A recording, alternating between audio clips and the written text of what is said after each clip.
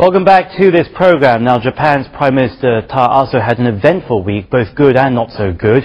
Prospects were good for strengthening the alliance ties with the US as he met with Secretary of State Hillary Clinton on her first foreign visit. It also may help to pull up Aso's approval rating from the bottom. But the sudden resignation of the country's finance minister threw him and his ruling party into a new political crisis.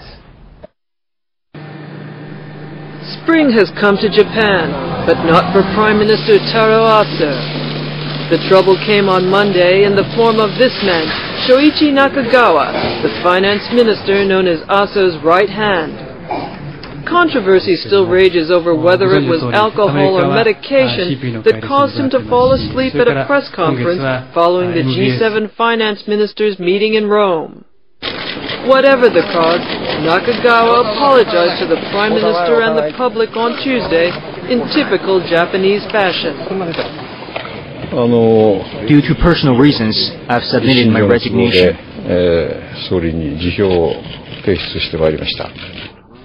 Immediately after Nakagawa's resignation, Aso added the portfolio to Economic Minister Kaoru Yasano's duties.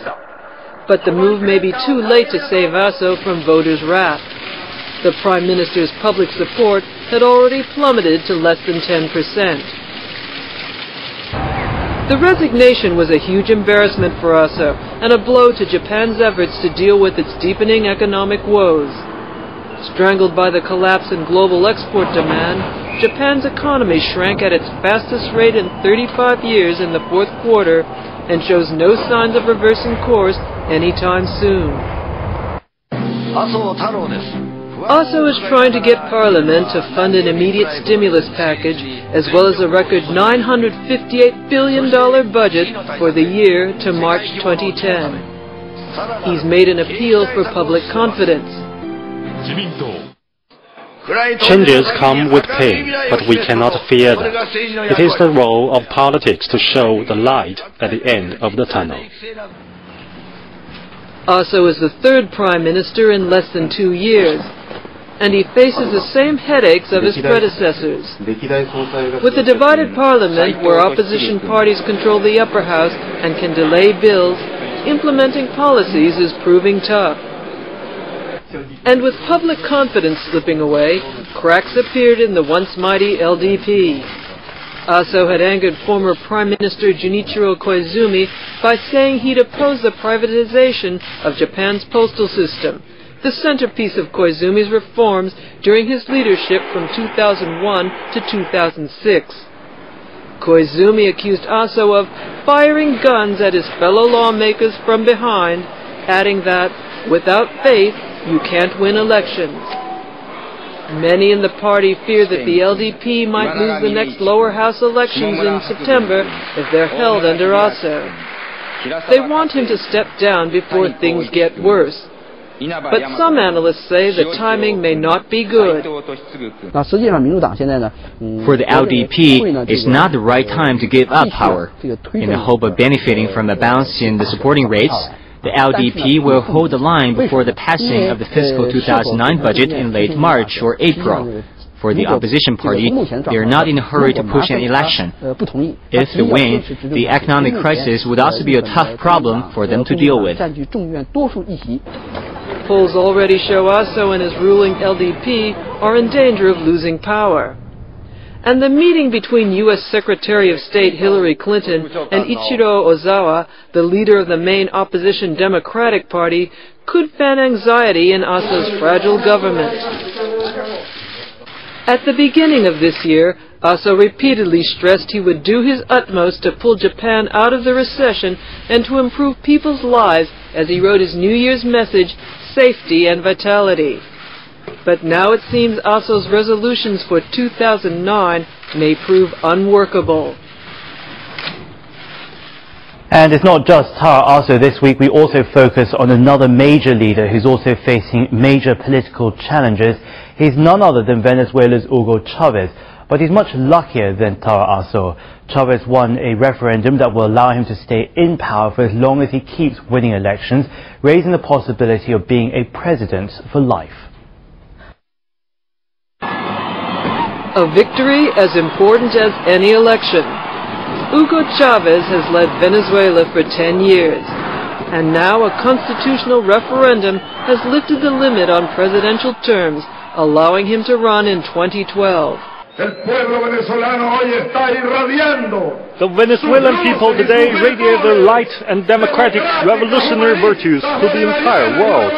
Let the world see this light and the people of Simón Bolívar.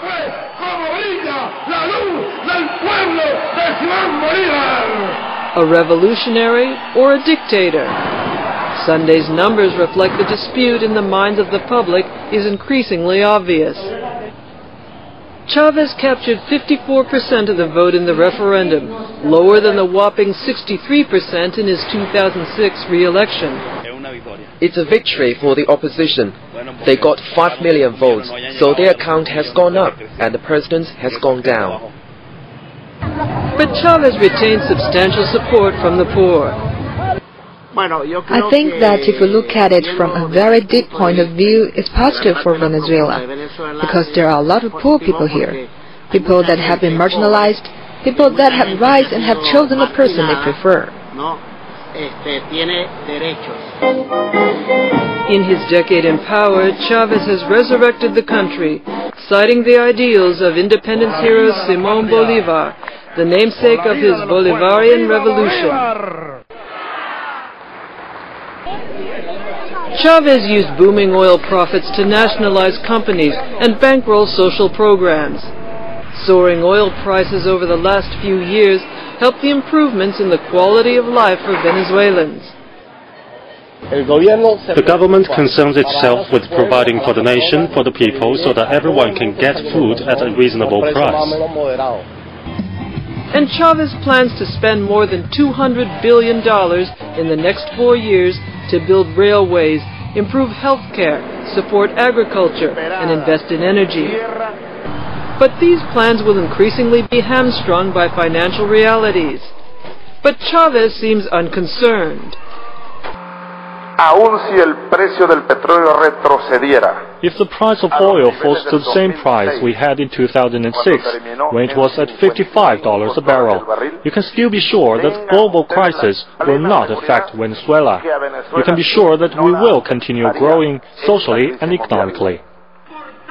Chavez has come under much criticism for his outspoken and often belligerent style. And it has also made him the symbolic figure for anti-U.S. sentiment in Latin America. Some criticism is from the upper class of the Venezuelan society as Chavez's revolution affects their interests, and some is from his strong personality and sharp words. Although he has won the referendum, uncertainty still remains. It depends much on how he narrows the differences with the opposition and wins more support for his revolution. The opposition accuses Chavez's government of widespread corruption and unfulfilled promises. Now his critics fear the referendum is an attempt to become president for life. There's no democracy. We've had 10 years with the government and don't really have any direction for professionals and all the people of Venezuela. The 54-year-old socialist now has more time to deepen his revolution and fulfill his idea of socialism. He's always said his health and life given by God will drive him forward.